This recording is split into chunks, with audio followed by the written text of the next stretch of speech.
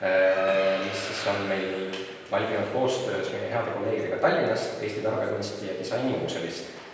Ja õieti see ongi nende näitus, et see oli algselt väljas Tallinnas aastal 2023, aga siis oli nii tore näitus, et me mõtlesime, et me tahaksime seda siin Tartus ka näidata.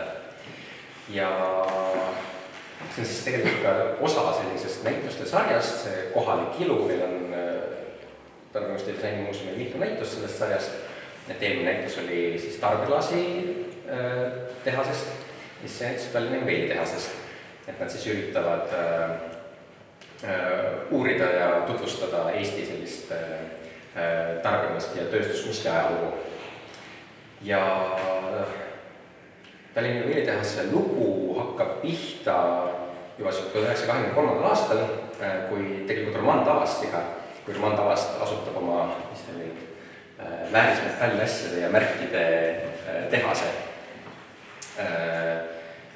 Roman Tavast on tuttu nimi, saab ka vabariigi ajal väga päris korralikuks ettevõtteks, aga kus 1990. aastal nõukogude võimu tulekuga see siis riigistatakse ja aastate jooksul heal lapsel mitu nime, et juveelitehas kannab päris mitmeid nimesid aastate jooksul, et pärast kuskilt ajajoont vaadata, siis on need kirjas erinevad nimed.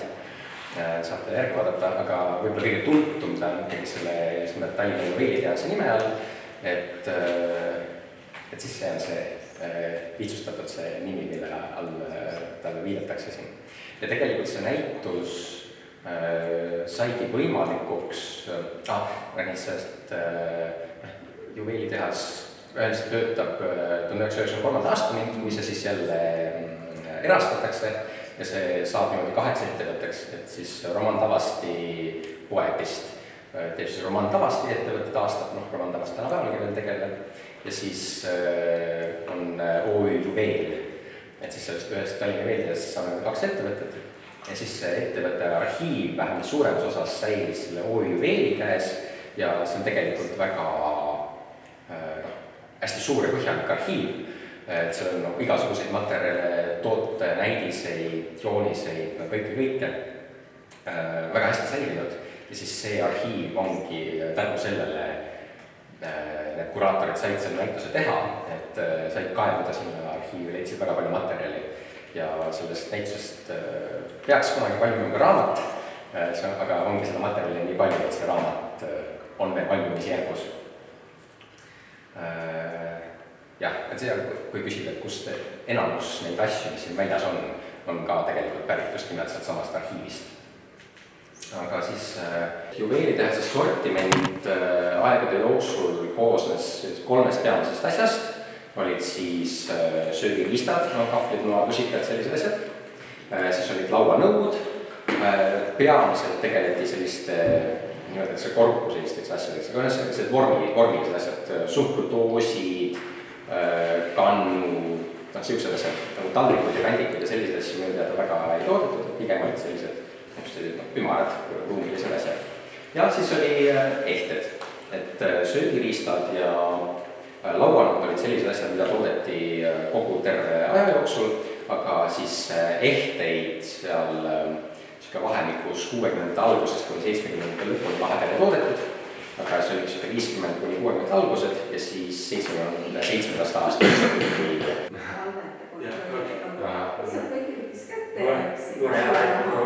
Et see samas jälle see miks siis juveelitehas huvitav oli just nimelt sellise tarbekunsti aspektist on selle pärast, et juveelitehases oli tööl professionaalsed kunstnikud, kes olid õppinud metallehistööd või midagi sellist. Ja siis olid konkreetselt palgal kunstnikud, kelle ülesanne oligi, et teha jooniseid, töötada välja uusi tooteid. Ja siis kõigepealt oligi see protsessis, kõigepealt kunstnik töötas välja joonise, siis see läks edasi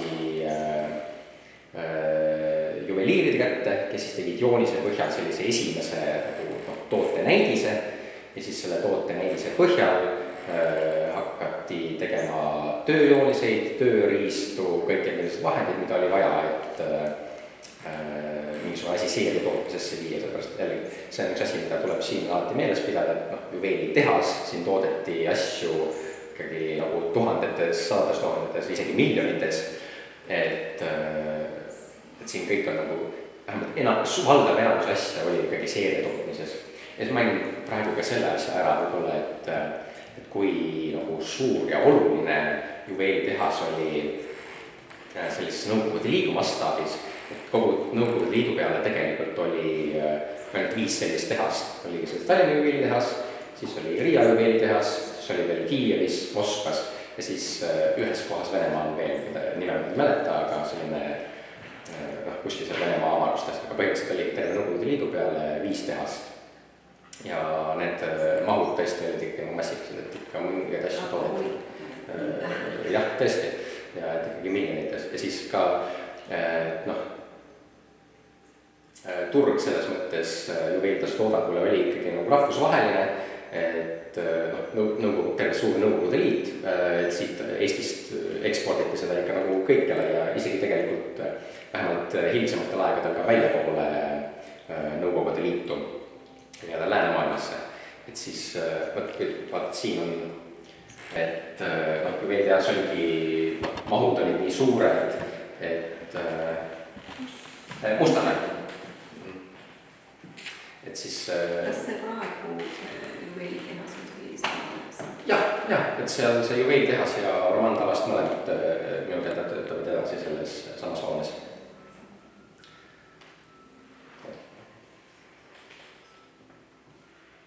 Ja et oligi, et meil natuke aega tagasi käis rääkimas Krista Laos, kes oli üks nendest kunstnikest, kes töötas juveelitehases, rääkis väga põnevat juttu ja siis oligi rääkis ka seda, et see nende juveelitehase tootmis, üldse juveelitehas oli nagu see väga päris hea koht, kus nagu töötada kunstnikuna,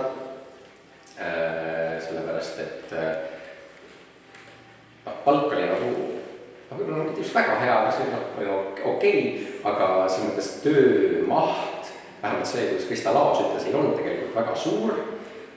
Neil isegi oli võimaldatud sellised, tänapäeval kaugtöö on selline populaarne asi, aga et Krista Laos rääkis ka, et neil olid ka võimaldatud sellised iga nädal esmaspäev oli selline loominguline päev, kus nad ei peanud tulema istuma kontoris laua taga, vaid võisid minna näiteks raamatukokku tutvuma erialakirjandusega või midagi sellist igatahes võisid tegeleda loomingulise tööga natuke kuskil mujal. Nad pidid küll aru andma, kus nad seda tegid, aga põhimõtteliselt neil oli selline justkui kaugtöö võimalus isegi toona. Ja siis ka näiteks just see, kui 80-ndatel avanesid teatavas mingil määral lääneturud juveelitehasele, siis sellega hakkas veel rohkem raha sisse tulema, et neil oli võimalik ka näiteks sinna tehase hoonesse omale hambaarstikabinet sisse seada, vist isegi 2 hambaarstiga. Et selline väga kõva ettevõte ikkagi oli toona. Aga just nimelt sellepärast, et neid juveelitehaseid liidu peal oli 5 tükki, siis see tähendas, et juveelitehas oli üleliidulise kontrolli all, juhtimise all, et seda siis juhiti, alluvus oli Moskvas. Aga see tähendas ka seda, et kõik joonised, tooted, enne kui need said minna masstootmisesse, et pidi kinnitama Moskvas.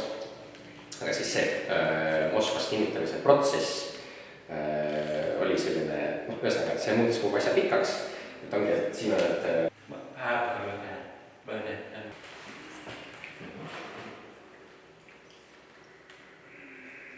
et see on aastast 1975 ja siis siin teine on tehniline joonis, mis on siis see, mille järgi seda päriselt toodetakse, on aastast 1980, et 5 aastat läks aega sellest kui kunstniku kavandist selliselt tööjooniseni.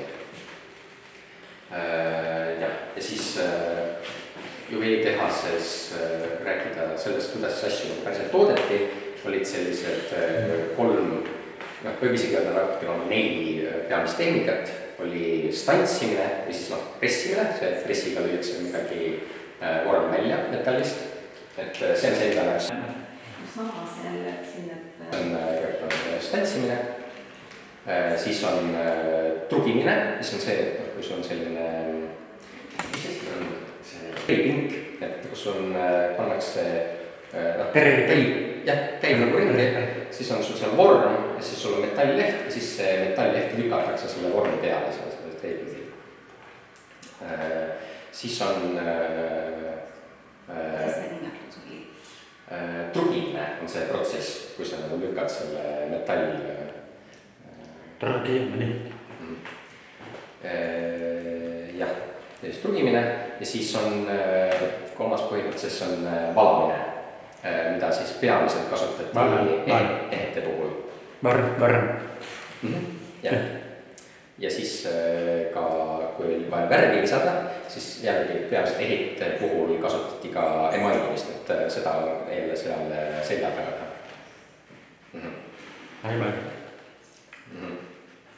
Nii, mitte siis hõbedaga, vaid uushõbedaga. Uushõbe on selline metallisula, mis näeb selline ilus hõbedane välja, aga minu arust seal väärismetalli vist ei ole. Või tegelikult seal on vaske, vask on väärismetalli. No igatahes, see on peensused, mida mina ei tunne kahjuks. Mina olen kusti all. Seda ei oska.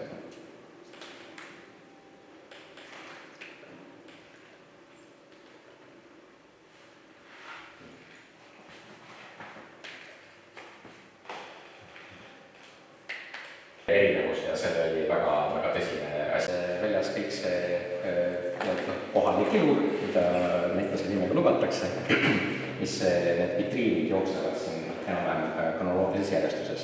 Ja nagu ma enne mainisin, et mis on ka selle näituse nagu eesmärk, on just tuua välja neid kunstnikke, kes siin Juvelia siis töötasid. Et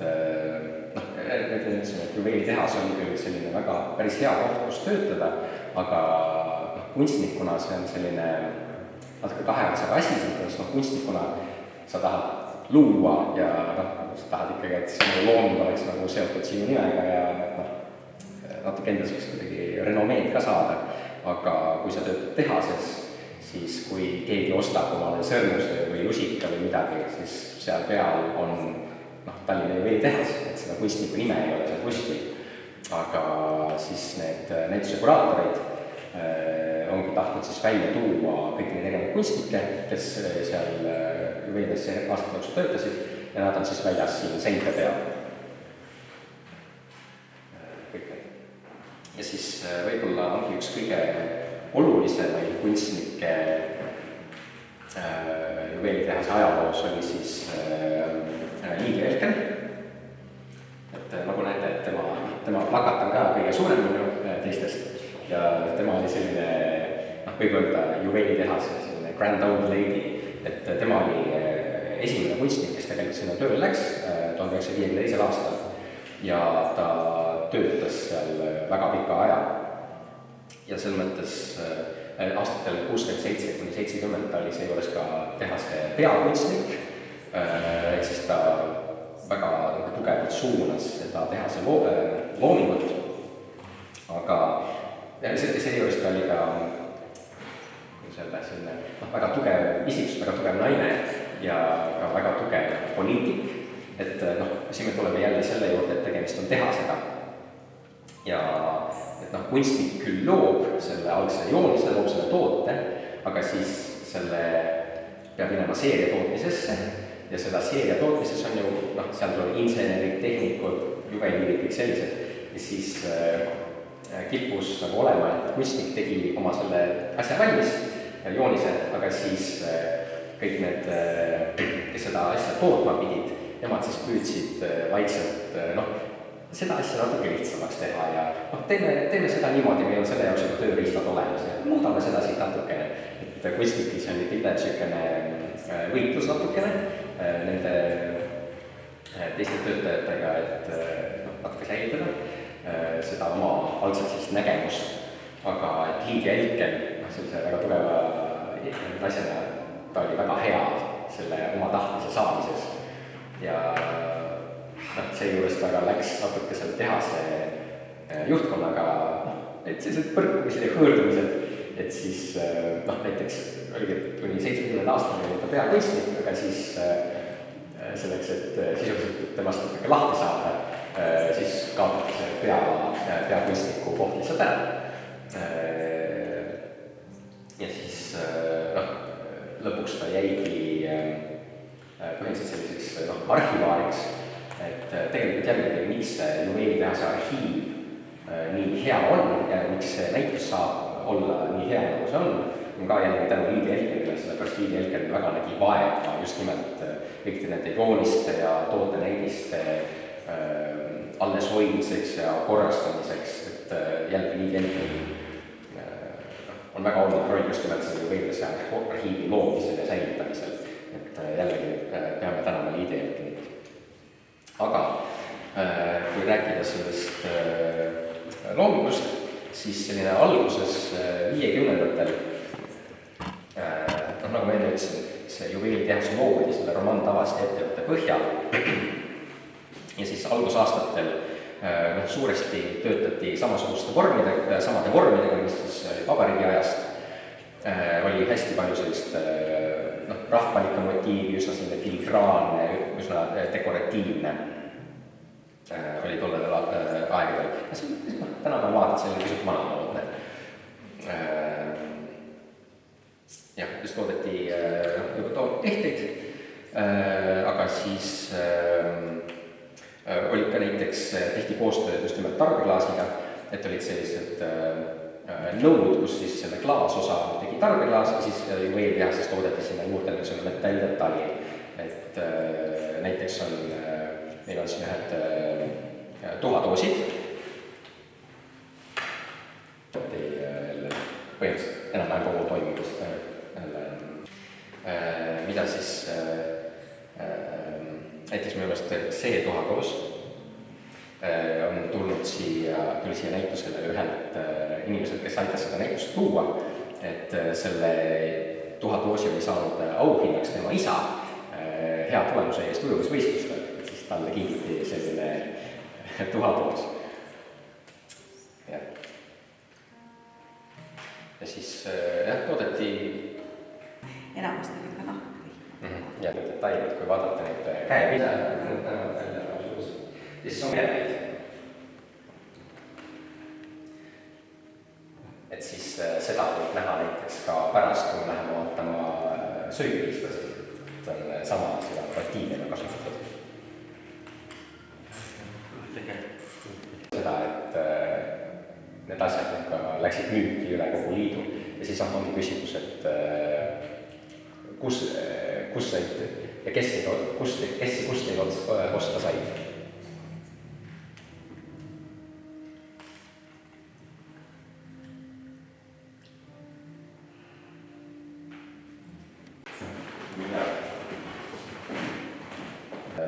Elkeni loomingus on sellist kaks, jällegi väga silmapaistev ka kunstnikuna tegelikult, et tema selline ampluaa, stiilide ampluaa on väga lai, et ta oli võimeline tootma, algusaastatel selliseid filigraanseid, dekoratiivseid, rahvalikke motiivi ja midagi sellist, aga teiselt poolt ta oli võimeline tootma ka selliseid väga puhta joonega, selliseid väga modernistlikke asju, kui vaadata neid sõrmuseid siin näiteks. Siis nad on sellised, just väga sellise lihtsa joonega, väga redutseeritud, väga modernsed näevad välja. Ja seda pärast näeme ka, kui me lähme vaatame söögilistate osa, sellist jälle,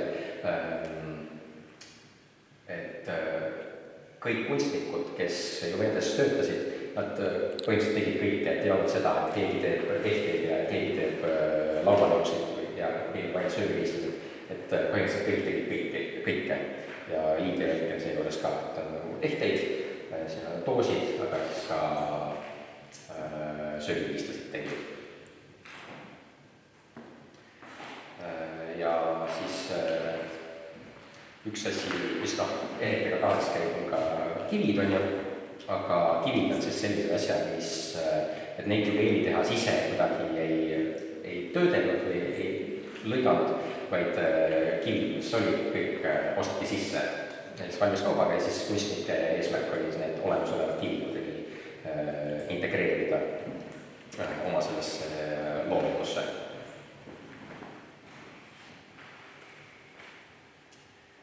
Ja peamiselt olid siis kas poolvääriskivid või sünteetilised, selliste teemat ei kasutatud. Jällegi ka selline masstodagu tunnus. Veel on praegu aasta 2015 mis tuli välja sellega selline sari Lummus, kus nad mainisid ära selle, et seal juveelis praegu kunstnike palgal ei ole, aga see oligi, nad tegid selle sarja Lummus, mille eesmärk oli just teha koostööd kunstnikega, et nagu professionaalsed kunstnikud siis loovad niisuguseid tooted ja tootesarjad juveeli jaoks, aga siis selle sarja sees viimasel ajal see juveel on just nimelt pöördunud oma selle arhiivi poole ja võtnud siis sealt mingisugused selliseid vanu vorme ja hakanud neid taas tootma. Et kui ma õigesti mäletan, siis just see.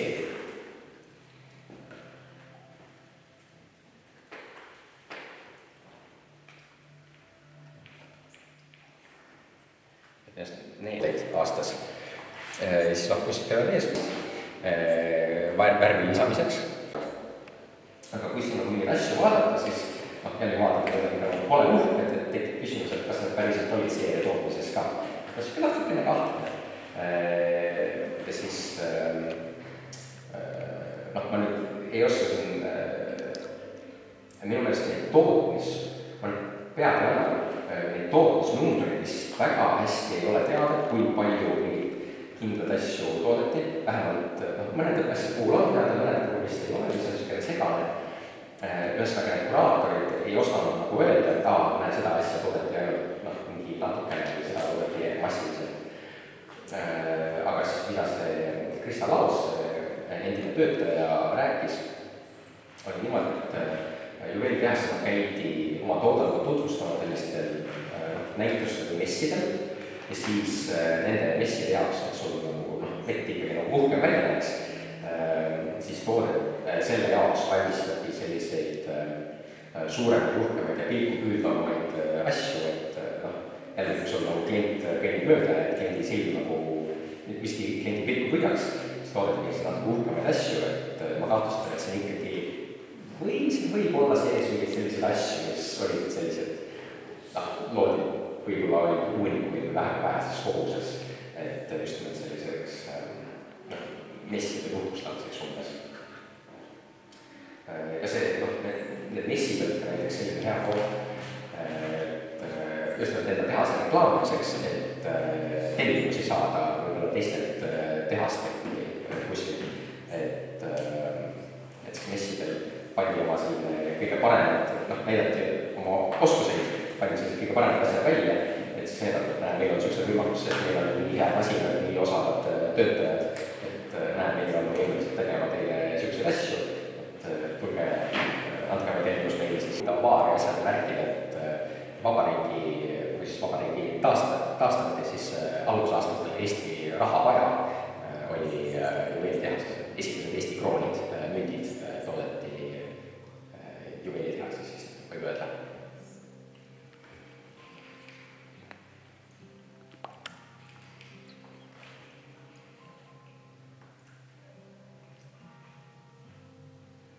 Ma arvan, need siin on kindlasti sellised seeriatooted, et need on põhimõtteliselt jah, need on valatud, põhimõtteliselt jah, mainitud, võib öelda on tehtud. Et selles emailimine toimus käsitsi, et see oli selline, võib öelda käsitöö, aga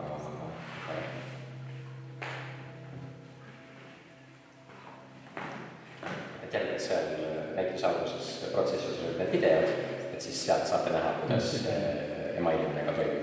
Võtavad ette.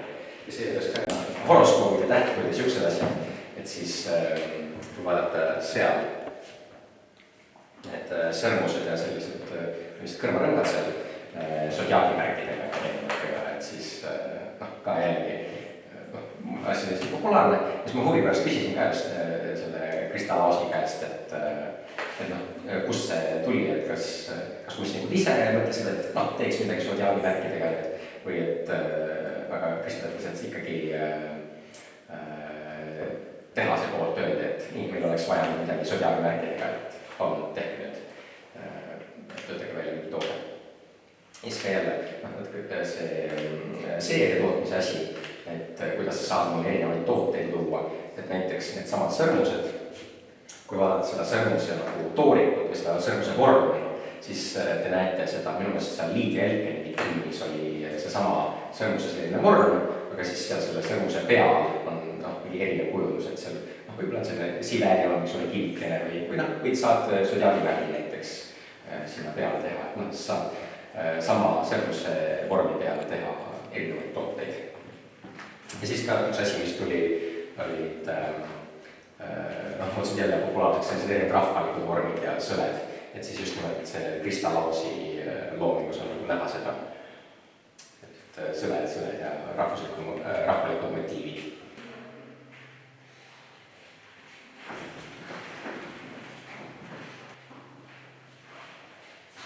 Et siin alguses on sellised filmkraanid rohkem sellised dekoratiivsemad, peened dekoor, aga siis jälle on ka näha seda Liid ja Elkeni väga laia ampluaad, siin näiteks kohe see Elkeni üks oli selline rahvusliku motiiviga, aga siis 58-60 ta tuleb välja selliste väga modernistlike, väga sileda joone, väga puhta sileda joone, väga kaasaegse disainikeelega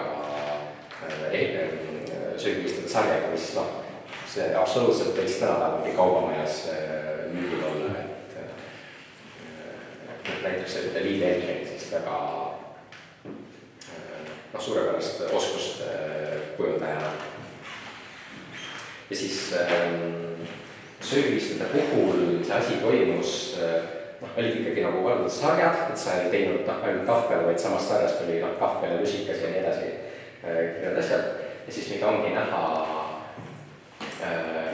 sari aja jooksul vaiksemalt kasvavad, et kui alguses mingisugune sari tuleb, siis ta on selline võrdlemisi lihtne, ongi supilusikas, dessertlusikas, kahvel, nuga, võib-olla tordikahvel, teelusikas, sellised asjad, aga siis vaikselt niimoodi kasvavad, toivad juurde tulevad, ka sellised võib-olla natukene naerukad asjad, et tuleb sidrunilusikas ja et see, kui sportikahvel. jah, seda on keeruline. Et meil see loogika on siin, et 23. Et see on selline väikene kahvel nagu otsast kinni.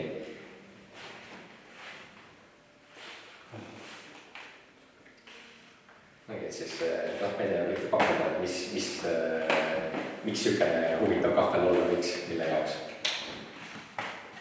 Käe võetud.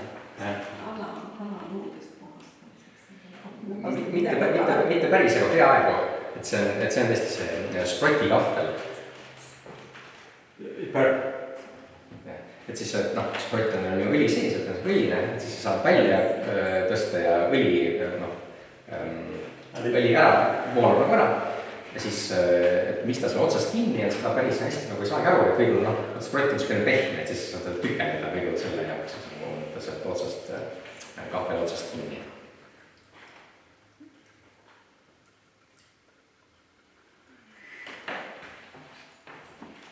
Aastate tootmis olid erinevad lastemusikad, seda on näha erinevate kujundustega. Ja siis jälle üks asi, mis tuleb 80-ndatel jälle sellise teata vabanemisega, oli näiteks Walt Disney tegelastega. See. Ja siis ka selline 80-ndatel tuli sisse näiteks selline jälle kunstnikke oli juba vähem palgal. siis osteti sisse erinevad kujundusi, et näiteks see oli Chip and Dale. Et see Chip and Dale on tegelikult selline ajalooline sari, et see algselt Chip and Dale oli üks disainer 19. sajandil, kes siis oli isegi päris kuulus. Et see oli siis tema, kus see on umbes taastoopne, et sellise ajaloolise kujunduse taasloomine, et natuke selline, ma just see kujundus vist ostati sisse Rootsist, kui ma õigesti mäletan. Et natuke näitab sellist, natuke mandumise värki juba selles tehase loomingus. Et ei olnud nii palju enam sellist originaalloomikut antud välja.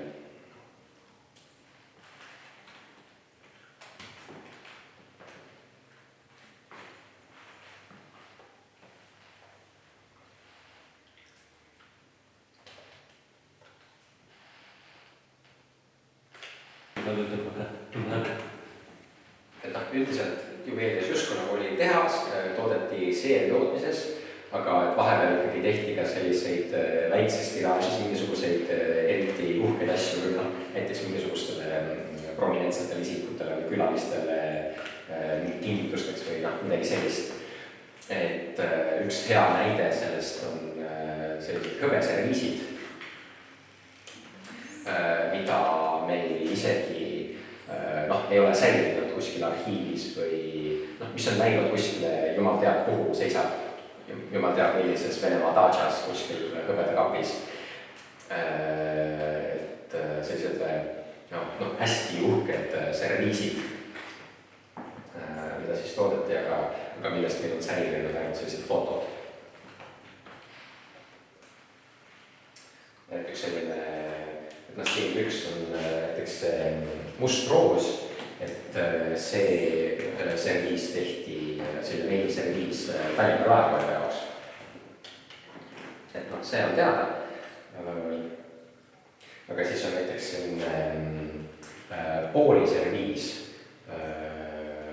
kõrts, väga selline lustakas ja loominguline lähenemine kunstniku poolt, et sellisest tahaks ju ise ka ju vahvast kõrvitsast vahvat pooli.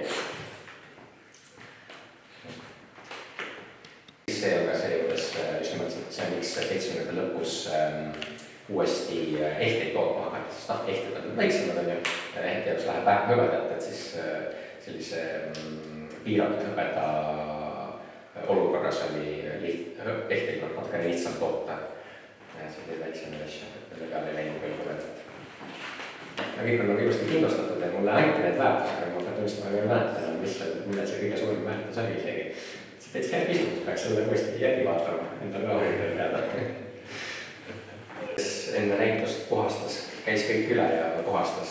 Ja seejuures, need asjad põhimõtteliselt kõik on juba näitusel väljas olnud. Täpselt see, kui see näitus 2023. aastal oli, siis selle jaoks puhastati ja siis, aga nüüd selle näituse jaoks endal vaja jälle puhastada. Ja kui neid peaks kunagi veel kuskile välja panema, siis neid peab lihtsalt jälle uuesti puhastama. Et hõbedaga vist tegelikult ei olegi muud kui... seda küll. Et minu arust ma näin seda ostas mingi...